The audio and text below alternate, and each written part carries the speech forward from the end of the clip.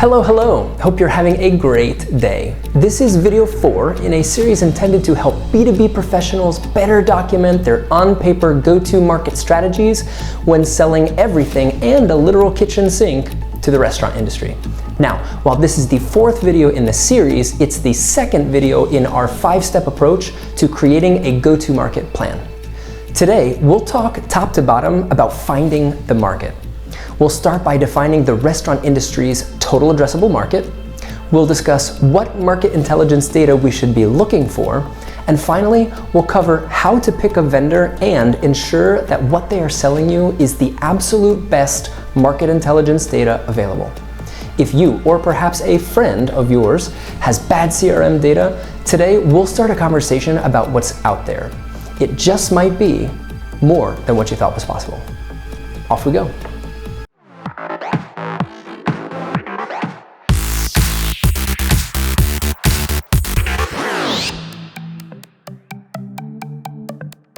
Companies who sell to restaurants have historically had a really hard time figuring out the market. In the 15 years I've spent focused on how to sell things to restaurants, I've been on all 3 sides of this market intelligence problem.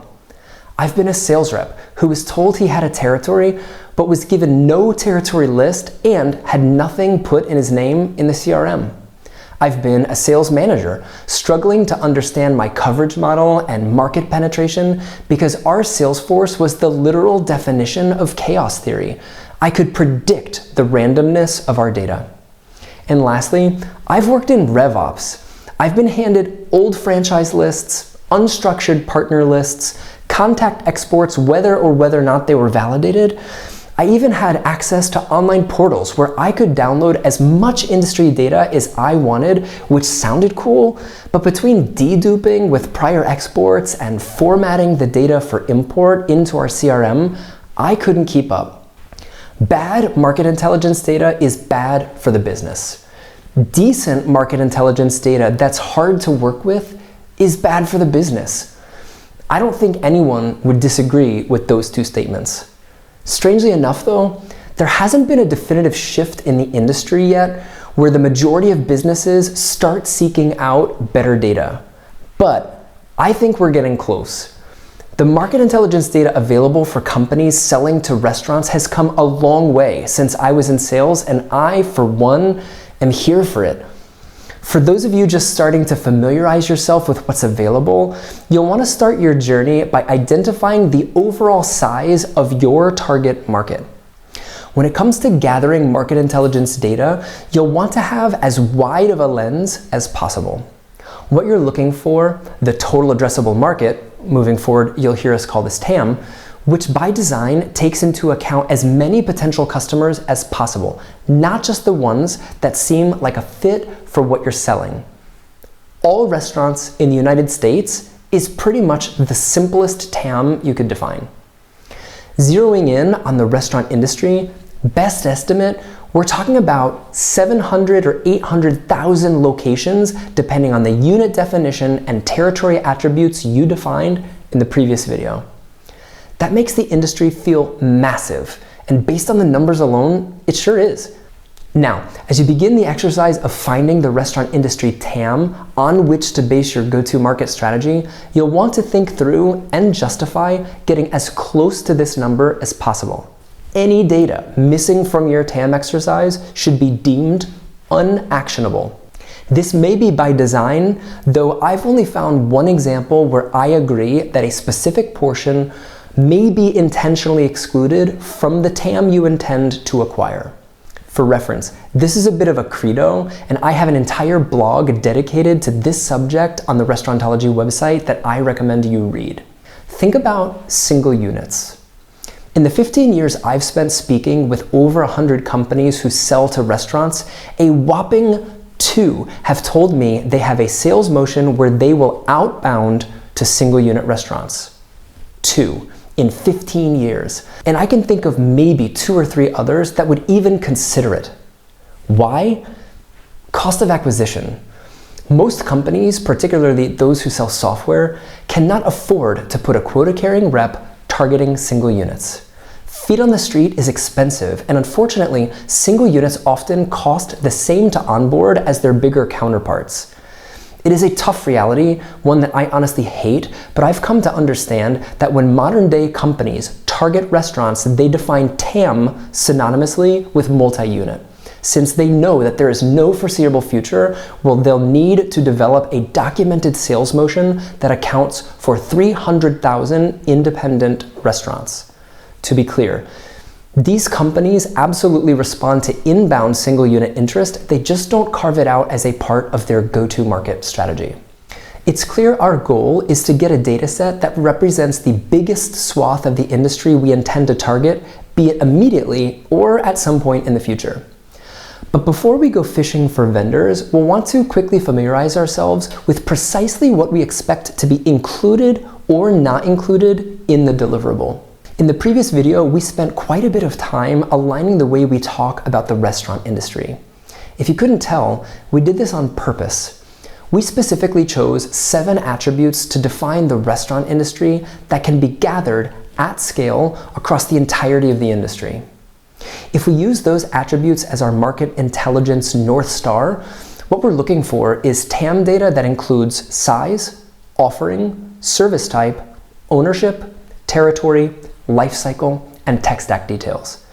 This should be table stakes in terms of choosing a partner, and having this set list of desirables should help you very quickly qualify whether or not a vendor deserves your attention after a first call.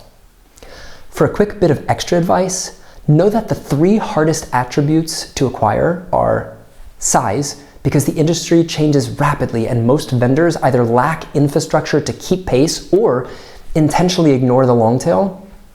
Ownership, which we discussed is a bit of a mess, but parts of it are still trackable at scale. And life cycle, because it requires partners to keep historicals and do some heavy lifting on your behalf. Okay, so we know what TAM is, and we've defined what it is that we're looking for and hoping to get back. It's now time to pick a vendor or align with a partner and qualify their data set.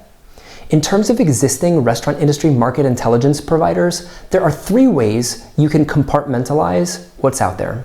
First, there are existing companies with industry-specific datasets for you to qualify. The most common ones you'll hear about are Technomic, Datacentral, who a few years back acquired CHD Expert, RestaurantData.com, Chain Store Guide, Brizzo Food Metrics, and my company, Restaurantology.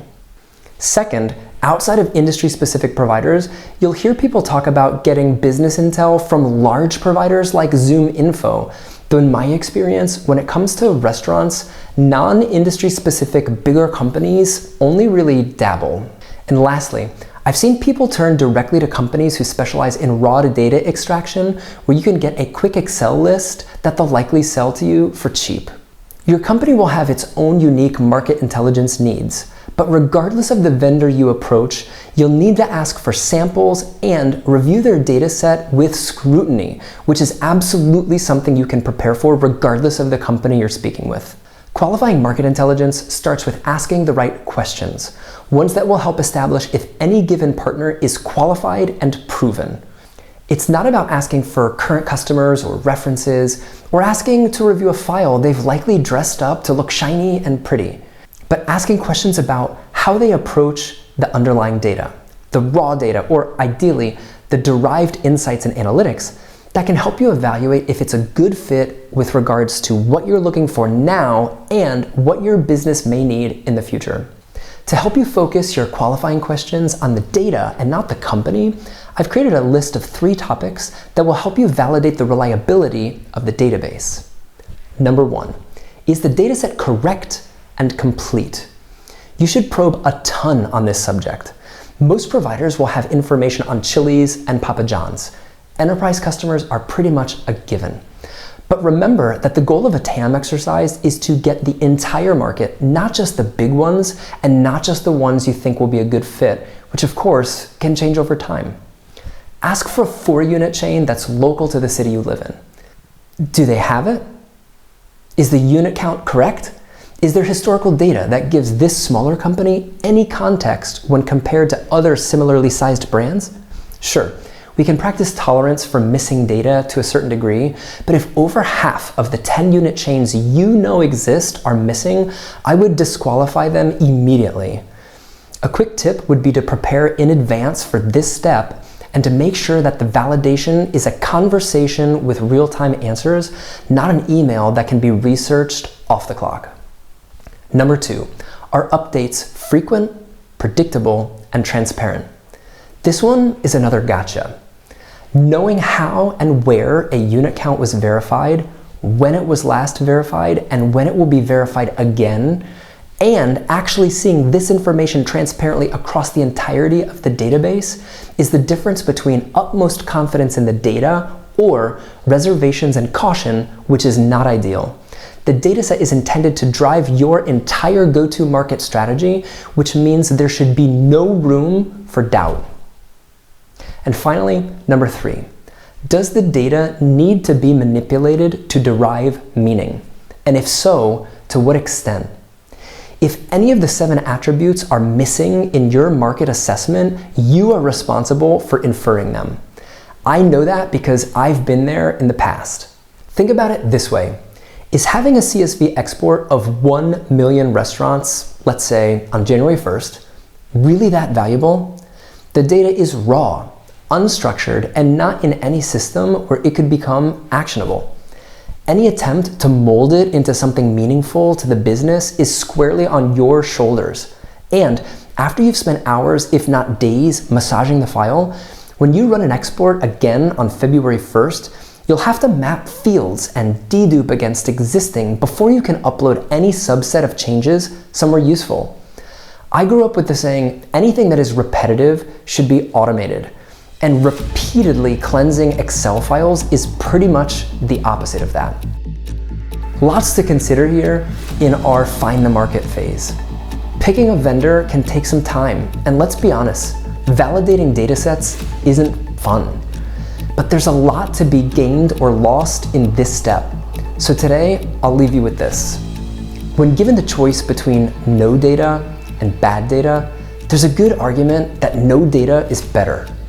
To avoid having no or bad data, it's important to understand what makes a dataset objectively good and how to qualify data when we're given the chance.